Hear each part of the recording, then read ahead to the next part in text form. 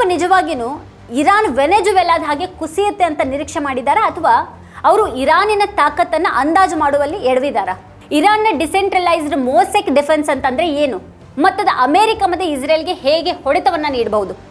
Iran ಮಧ್ಯಪ್ರಾಚ್ಯದಂತ America ಮತ್ತು ಮಿತ್ರ ಪಕ್ಷಗಳ ನೆಲೆಗಳ ಮೇಲೆ ದಾಳಿಗಳನ್ನು ಯಾಕೆ ಹೆಚ್ಚು ಮಾಡ್ತಾ ಇದೆ? ಇದು ಅಮೆರಿಕದ ಪ್ರಭಾವ ಮತ್ತು ಪ್ರಾದೇಶಿಕ ಮಿತ್ರ ರಾಷ್ಟ್ರಗಳನ್ನು ಗುರಿಯಾಗಿಸುವಂತಹ ಸೇಡಿನ ಸಂಪೂರ್ಣ ಪ್ರಮಾಣದ ತಂತ್ರ ಆಗಿದೆಯಾ? ಕ್ಷಿಪಣಿ ದಾಳಿಗಳಿಂದ ಹಿಡಿದು ಕೊಲ್ಲಿಯಲ್ಲಿ ಆರ್ಥಿಕ ಅಡಚಣೆಗಳವರೆಗೆ ಇರಾನ್ನ ಕ್ರಮಗಳು ಮಧ್ಯಪ್ರಾಚ್ಯದಲ್ಲಿ ತರುವಂಥ ಪರಿಣಾಮಗಳು ಏನಿರಬಹುದು? ಟ್ರಂಪ್ ಸರ್ಕಾರ ದೀರ್ಘಕಾಲದ ಸಂಘರ್ಷಕ್ಕೆ ಸಿದ್ಧ ಆಗಿದೆಯಾ ಅಥವಾ ತಪ್ಪು ಲೆಕ್ಕಾಚಾರದಿಂದಾಗಿ ಸ್ಪಷ್ಟತೆ ಇಲ್ಲದೇನೆ ಯುದ್ಧಕ್ಕಿಳಿದಿದೆಯಾ? ಈ ಬಗ್ಗೆ ವಿವರವಾದ ವಿಶ್ಲೇಷಣೆಯನ್ನು ವೀಕ್ಷಿಸೋದಕ್ಕೆ ಕೆಳಗಿನ ಲಿಂಕನ್ನು ಕ್ಲಿಕ್ ಮಾಡಿ. ನೀವಿನ್ನು ವಾರ್ತಾಭಾರತಿ ಚಾನಲನ್ನು ಸಬ್ಸ್ಕ್ರೈಬ್ ಮಾಡಿಲ್ಲ ಅನ್ನೋದಾದರೆ ಈ ಕೂಡಲೇ ಸಬ್ಸ್ಕ್ರೈಬ್ ಮಾಡಿ. ಹಾಗೆ ಪಕ್ಕದಲ್ಲೇ ಇರುವಂಥ ಬೆಲ್ಲೈಕನ್ನ ಪ್ರೆಸ್ ಮಾಡಿ ನಮ್ಮನ್ನು ಪ್ರೋತ್ಸಾಹಿಸಿ. ಮತ್ತು ನಮ್ಮ ಎಲ್ಲ ವಿಡಿಯೋಗಳನ್ನು ಮಿಸ್ ಮಾಡದೆ ಕೊನೆವರೆಗೂ ನೋಡಿ. ನಿಮ್ಮ ಅಭಿಪ್ರಾಯವನ್ನು ವಿಡಿಯೋ ಕೆಳಗಡೆ ಕಮೆಂಟ್ ಮಾಡಿ. ಹಾಗೆ ನಿಮ್ಗೆ ಇಷ್ಟವಾದಂಥ ವಿಡಿಯೋಗಳ ಲಿಂಕನ್ನು ನಿಮ್ಮೆಲ್ಲ ಬಂಧು ಮಿತ್ರರಿಗೆ ವಾಟ್ಸಪ್ ಮಾಡಿ. Thank you.